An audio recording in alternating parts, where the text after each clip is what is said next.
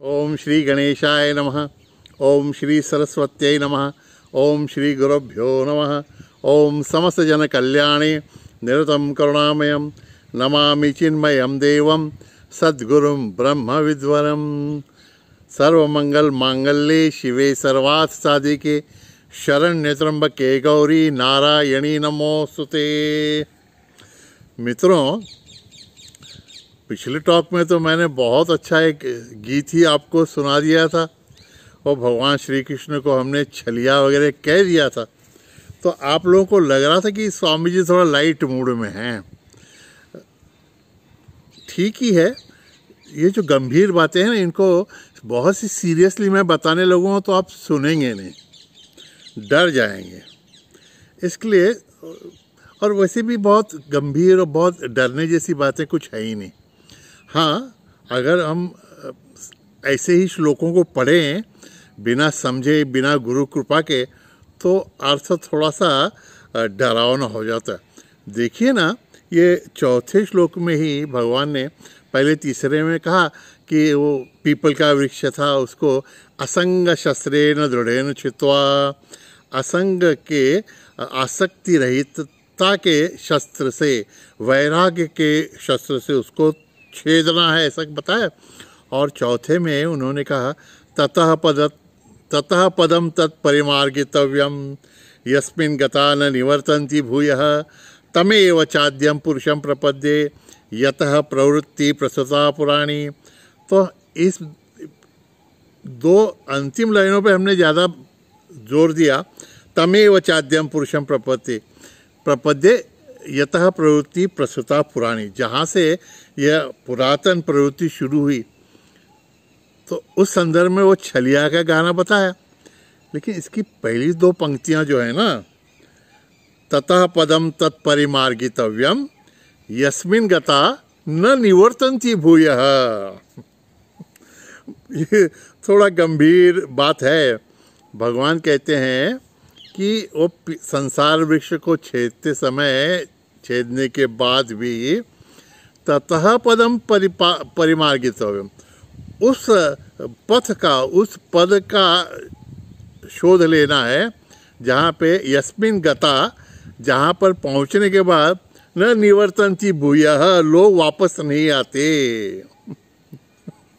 In short भगवान कह रहे हैं कि तुम इस संसार वृक्ष को छेद कर मेरे पास आ जाओ, और मेरे पास आने के बाद लोग वापस नहीं जाते। क्या हम तैयार हैं भगवान के पास जाने के लिए अभी ही? ये तो चौथे श्लोक में बताया, और पांचवें भी उस समय मैंने इस पर ज़्यादा भर नहीं दिया था। पांचवें पे हमने शुरू किया निर्माण मोहाज संग दोषा वगैरह। भगवान ने शायद ये जान लिया होगा कि ये छोटी छोटी बातें जो महत्व की हैं लोग मिस कर रहे हैं, तो छठे श्लोक में फिर से भगवान ने इस बात को बताया। ये सब चर्चा हम बीच में की भी करने वाले हैं, लेकिन इस पॉइंट को अभी हाईलाइट कर लेता हूँ। भगवान कहते हैं न तद भासयते सूर्यः, तद माने जिस पद के बारे में भगवान बोल रहे हैं, जिस पद को तुम आके प्राप्त हो जाओ। तो पहली लाइन में तो भगवान ने इधर उधर की बातें करते हुए कहा न तद भासयते सूर्यः न शशांको न पावकः, वहाँ पे न सूर्य है न चंद्रमा है, उस पद को तो अग्नि भी प्रकाशित नहीं करता। यहाँ तक तो ठीक है। उसकी दूसरी लाइन कहते हैं यद्गत्वा न निवर्तन्ते तद्धाम परमं मम, मेरा वो जो धाम है ना मित्रों, यद्गत्वा न निवर्तन्ते, वहाँ पे एक बार जो पहुँच जाता है वो फिर से नहीं आता। तो ये बात सुन के ही डर लग जाता है कि भाई ये साधना करके हम अगर भगवान के पास पहुंच गए तो फिर से आएंगे ही नहीं। सही बात है कि नहीं? तो डर तो लगता ही है। डर इसलिए लगता है कि भगवान का वो जो पद है वो कहाँ है, कैसा है, इसके बारे में हमको संपूर्ण कल्पना नहीं है। और दूसरी बात है कि हम यहाँ पे जहाँ पर ये संसार में पड़े हुए हैं ना मित्रों, ये कितनी भी कष्टदायक स्थिति हो तो भी हम लोग इसी में खुश रहना चाहते हैं। सच बात तो यह है कि इसमें से निकलने का भी प्रयत्न शायद हम लोग इसलिए नहीं करते कि इससे कोई अच्छी परिस्थिति है जो हमारे रीच में है, जिसको प्रयत्न करके हम प्राप्त कर सकेंगे। ऐसी भी कोई आशा हमारे मन में शायद नहीं है। इसलिए भगवान थोड़ा सा हमको इशारा करते हैं कि तुम लोग इस संसार में जो पड़े हुए हो, अभी एक संसार तो हमारे मन में है वो भी, और ये बाहर का जगत जो है, दोनों स्थितियां जो है ना मित्रों, वो इतनी तो सुखावह नहीं है। कभी कभी तो आनंद सुख मिल जाता है, लेकिन क्या हम इसमें सुखी हैं पूर्णतः? या और थोड़ा सा तर्क से विचार करें, तत्वज्ञान का विचार करें, तो फिर सोचना पड़ता है कि हम लोग का ध्येय क्या है। जैसे हम लोग जन्म लेकर आ गए हैं वैसे ही मर जाना है क्या? और फिर मर के जाएंगे कहाँ? और फिर इस जीवन में हमको प्राप्तव्य क्या था? किस लिए हम जीवन जी रहे हैं? ऑनेस्टली बोलिए ना मित्रों, ऑनेस्टली, क्या कभी तो बैठकर हम विचार करते हैं किसी दिन, संडे को तो, जिस दिन काम कम हो, कि मैं क्या कर रहा हूँ इस संसार में, मुझे करना क्या है और मुझे जाना कहाँ है?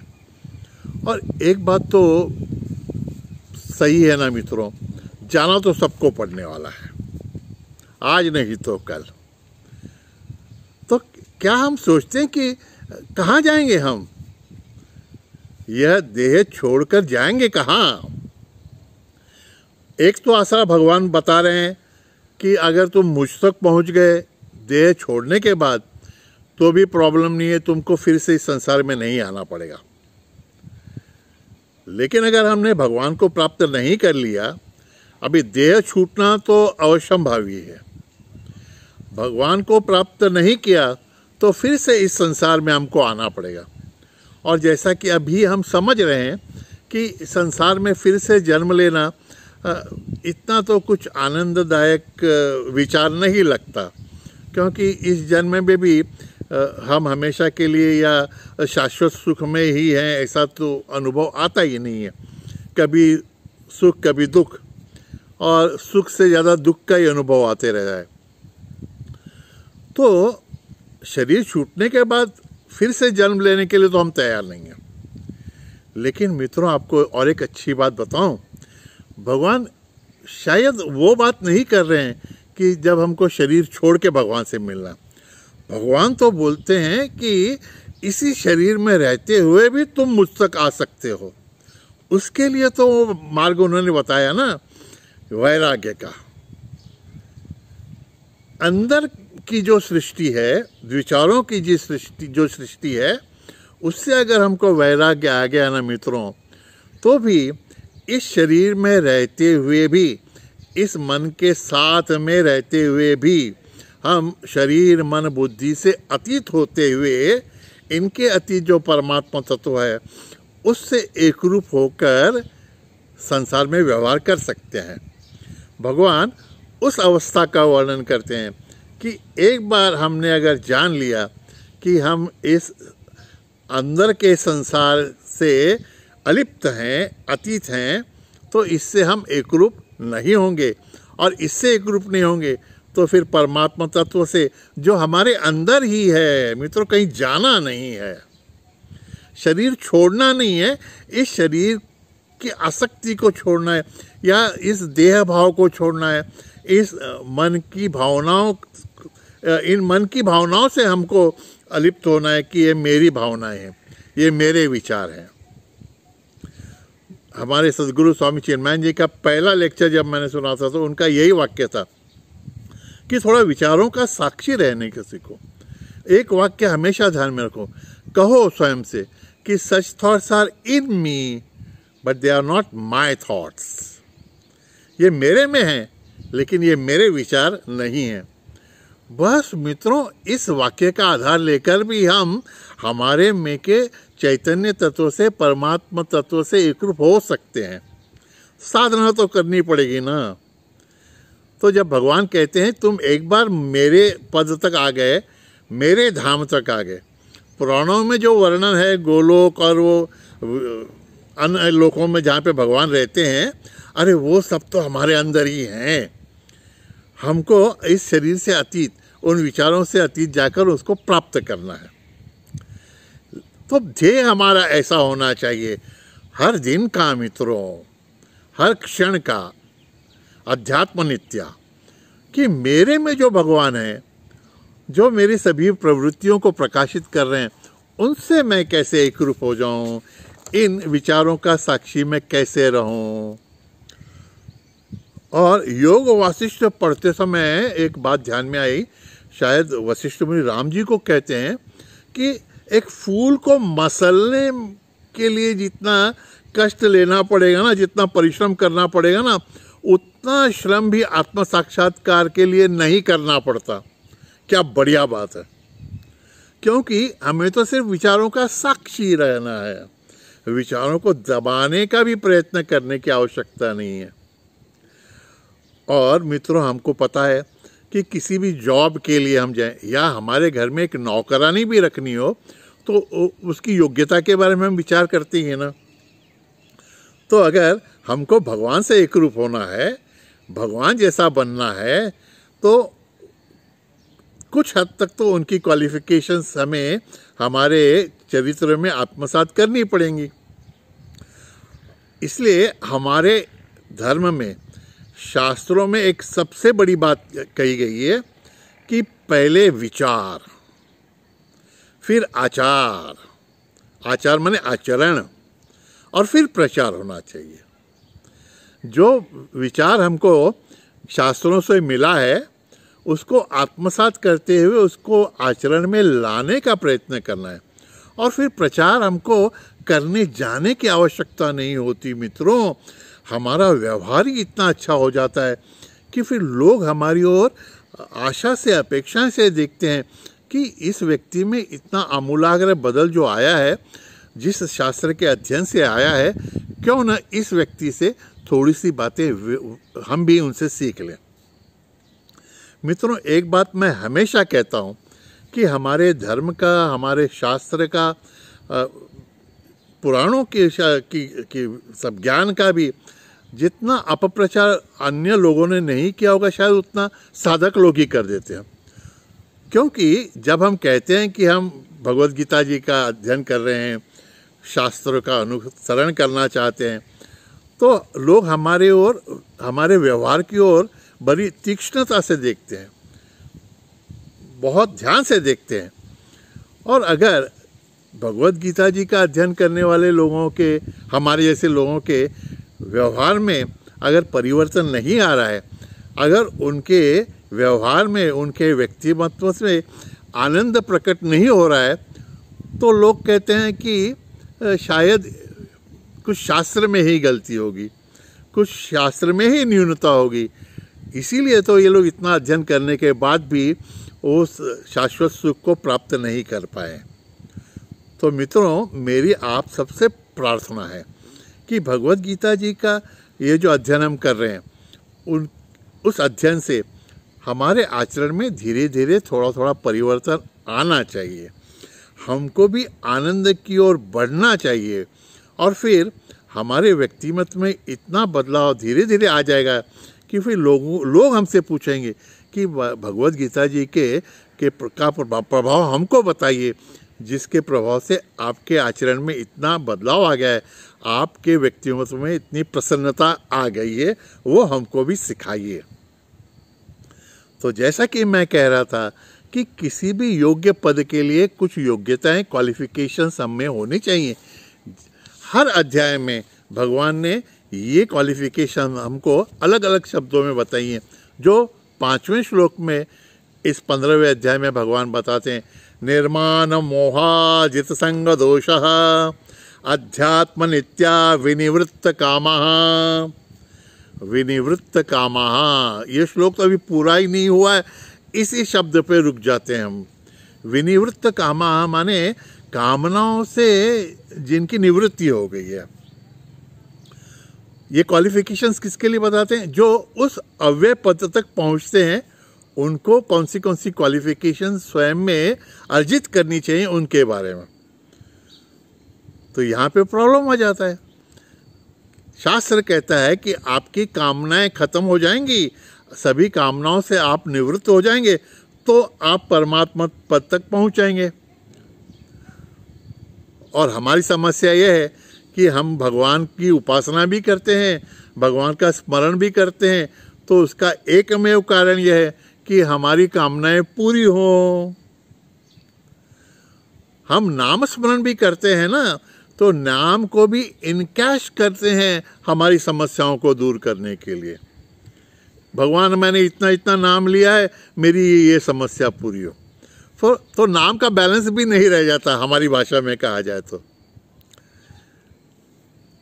एक बात समझ लें कि कामनाओं की पूर्ति करनी है तो हमको जगत की ओर जाना है। परिश्रम करें जगत में और नई नई क्वालिफिकेशंस हम हमारे में लाएं, जिससे हम अच्छा व्यवसाय कर सकें, अच्छी नौकरी कर सकें, उद्योग धंधा अच्छा करें, बहुत पैसा कमाएं और फिर आनंद की सभी सामग्री को जमा करते हुए उनका उपभोग लें। और 5-10 सालों के नहीं, और 5-10 जन्म यही करते रहें। और फिर जब मालूम पड़े कि ये कामनाएं तो भोग करके भी पूरी होती ही नहीं है, तब फिर विचार करें भगवान की ओर जाने का। भगवान को तो कोई जल्दी नहीं है, लेकिन भगवान हमेशा बता रहे हैं कि जब तक तुम्हारे मन में कामनाएं हैं तो तुम लोग जगत की ओर ही जाओगे मित्रों। और जगत की ओर जाओगे तो तुम्हारी दिशा तो गलत हो गई है, क्योंकि मैं बाहर कहीं हूँ ही नहीं, ऐसा भगवान कहते हैं। भगवान कहते हैं बाहर भी जगत के अंतर्यामी मैं हूँ। तो वहाँ पे तुमको मिलने से बेहतर है कि मैं तुम्हारी प्रवृत्तियों के पीछे ही तुम्हारे अंतःकरण में जो मुझे प्राप्त करने का प्रयत्न करो ना। भगवान यह बताते हैं कि कहीं दूर मेरा धाम नहीं है, मैं तुम्हारे अंतःकरण में हूँ और तुम्हें मुझे प्राप्त करने के लिए कुछ छोड़ना नहीं है। त्याग किसी भी चीज़ का नहीं करना है। अरे त्यागे नहीं के अमृत तो मानुषों का भगवान, या वो ईशावास्य में कहा है ना, तेन चकते न भुंजीता। तो हमारे गुरुदेव बहुत अच्छा उदाहरण देते हैं। किसी अजनबी को, फॉरेनर को आप केला खाने दें और उसे कहें यह बहुत मीठा फल है, वो केला ऐसे ही खाने लगेगा तो उसका आनंद नहीं आएगा। तो केले को खाना है तो उसको छीलना पड़ता है, उसके छिलके निकाल के फिर फल को खाना है। तो ये जो हमारी आसक्ति है जगत में, उस आसक्ति को छोड़ना है। मैं इसके सिवाय रह ही नहीं सकता, ये जो भावना है इसको छोड़ दें, क्योंकि ये सब बातें देह के लिए हैं और मैं देह में रहने वाला, इस देह से अलग कोई हूँ। यही साधना हमें रोज अध्यात्म नित्या करनी है।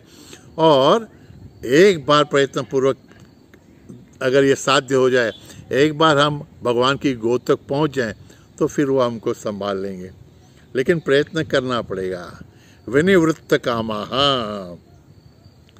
आज हमारे अंतःकरण में जो कुछ भी इच्छाएं हैं वो भगवान को समर्पित करते हुए कहना है, भगवान मैंने जान लिया है कि ये सभी इच्छाएं पूरी भी होने वाली नहीं हैं।